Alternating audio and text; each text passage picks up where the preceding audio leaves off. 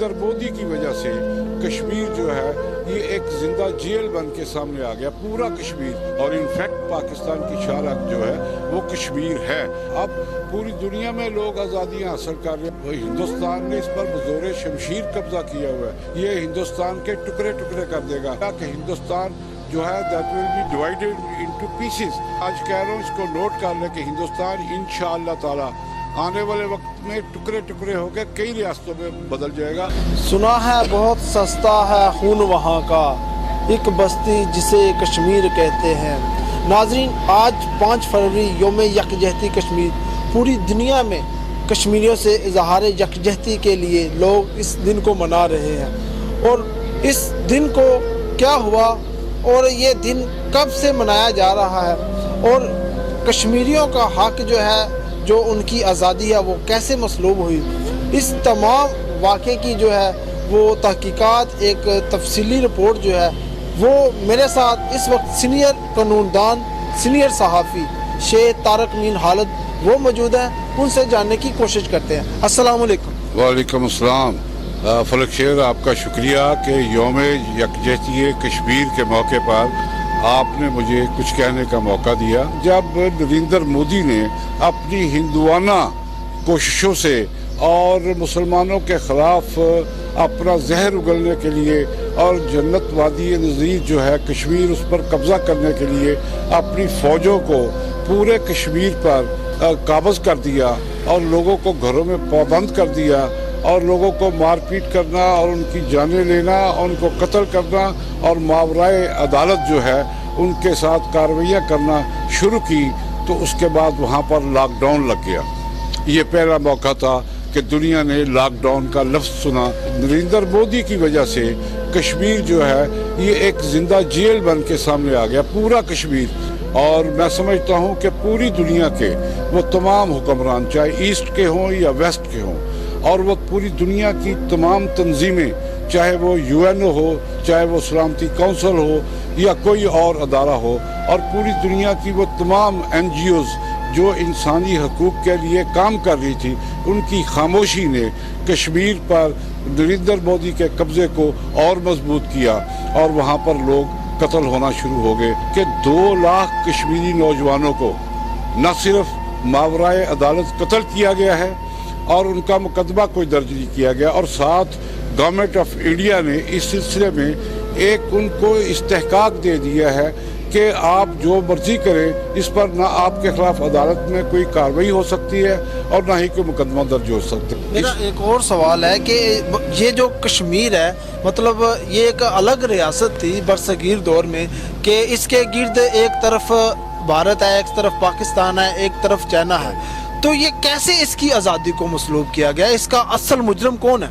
इसके असल मुजरम जो है वो तो मैं समझता हूँ कि आलमी अदारे और आलमी हुक्मरान हैं, और इसमें दूसरे नंबर पर जो कमज़ोरी है वो पाकिस्तान की माजी की गवर्नमेंट्स की है कि जिन्होंने इस मसले को सही तौर पर उठाया नहीं है, जिससे वहाँ पर ये कब्ज़ा जो है इंडिया का मजबूत हो गया।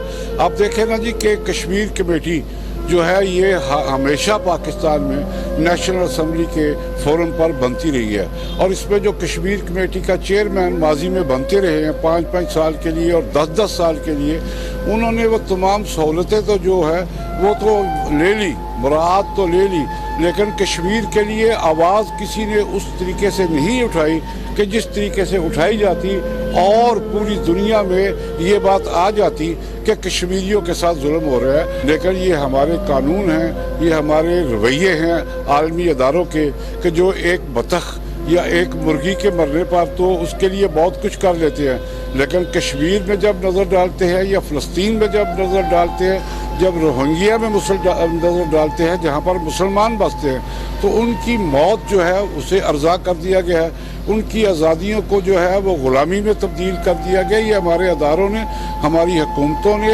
आलमी हुकूमतों ने, इन्होंने ये सब कुछ किया, वरना कश्मीरी तो आज़ाद थे। कि मौजूदा गवर्नमेंट जो है कश्मीर की आवाज़ को जिस तरीके से इन्होंने आलमी सतह पर उठाया है, ये एक उनके लिए मैं समझता हूँ ये काबिल इज़्ज़त बात है। और मौजूदा वज़ीर आज़म खुद को कहते हैं कि मैं कश्मीरियों का सफ़ीर हूँ, कश्मीरियों का वकील हूँ, और ये भी बड़ी अच्छी बात है। कितनी बड़ी ताकत है अमेरिका, उसको शिकस्त दी है तालिबान ने, और शिकस्त देने के बाद उस पर काबज़ हुए हैं, दोबारा वापस आए हैं और उन्होंने अफ़गानिस्तान को आज़ाद करवाया है। लेकिन यहाँ पर जब कश्मीर का मामला आता है तो इसमें पाकिस्तान ने जो कोशिश कर सकता है सफारती सतह पर वो तो कर रहा है, लेकिन जो जंगजुआना कार्रवाइयाँ हैं, जो मुज़ाहमती कार्रवाइयाँ हैं, हमें आलमी इदारे इससे मना करते हैं, जिसकी वजह से हम इस पर नहीं जाते।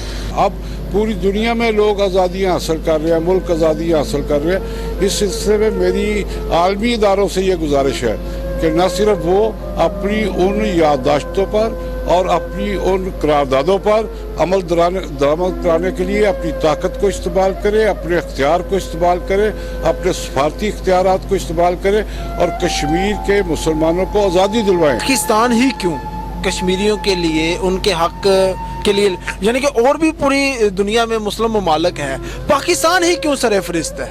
इसकी क्या वजह? उसकी वजह यह है कि एक तो कश्मीर के साथ हमारा शारक का रिश्ता है, और इनफैक्ट पाकिस्तान की शारक जो है वो कश्मीर है।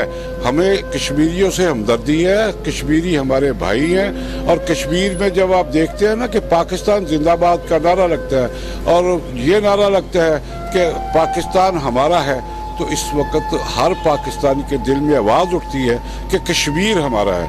कश्मीर का और पाकिस्तान का जोग्राफियाई रिश्ता है, हमारा मजहबी रिश्ता है, हमारा कल्चर का रिश्ता है, हमारा मुसलमान होने का रिश्ता है, इसलिए हम इसकी आवाज़ उठा रहे हैं। और दूसरी आपकी जो बात आप कह रहे हैं कि और क्यों, तो इसके सिलसिले में मैं कहूँगा कि ये कमज़ोरी है मुसलमानों की, मुसलमान ममालिक की ये कमज़ोरी है कि उन्होंने इस सिलसिले में अपनी सहूलतों को, मजबूरियों को, सफारती तल्लुकात को देखते हुए इसमें वो काम नहीं किया कि जो इनको करना चाहिए था। हिंदुस्तान ने इस पर बज़ोर शमशीर कब्जा किया हुआ है, इज़्ज़तें लूटी जाती है, बच्चों को मारा जाता है। आप देखें ना, गिलानी साहब को दफन करने के लिए जगह जो है, जो उन्होंने तयन की थी, वो तक नहीं मिल सकी।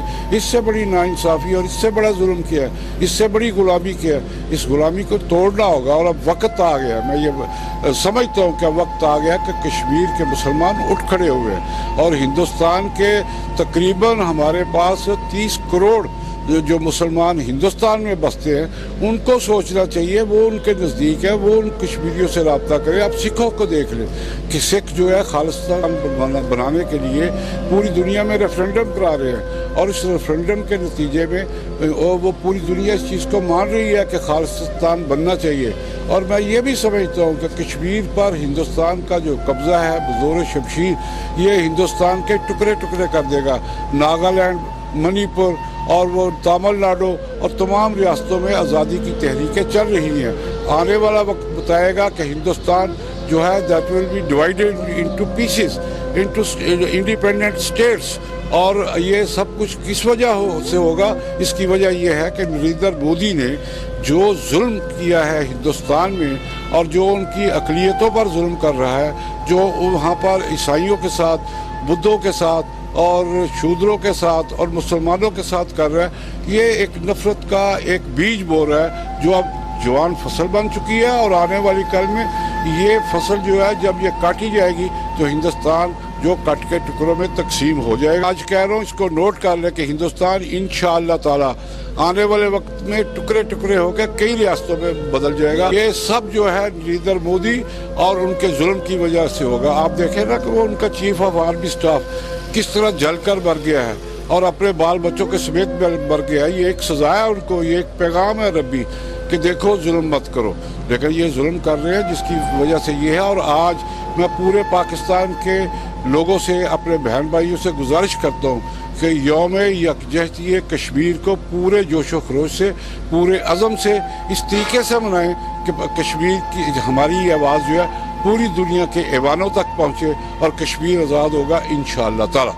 जी बिल्कुल, ये थे मेरे साथ सीनियर कानूनदान, सीनियर सहाफ़ी शेख तारक मीन हालत, जिन्होंने बहुत ही अच्छे तरीके से जो है वो कश्मीर का मुकदमा लड़ते हुए उनकी असलियत जो है ये हिंदुस्तान की वो भी उनको बता दी। और इन्होंने एक बहुत बड़ी एक पेशन गोई भी की है कि कश्मीर, जब तक कश्मीर को आज़ादी नहीं मिलती तो ये उनकी बददुआएं भी हैं हिंदुस्तान को, और हिंदुस्तान अनकरीब टुकड़े होने जा रहा है। कश्मीरियों से रिश्ता क्या, ला इलाहा इल्लल्लाह, पाकिस्तान जिंदाबाद।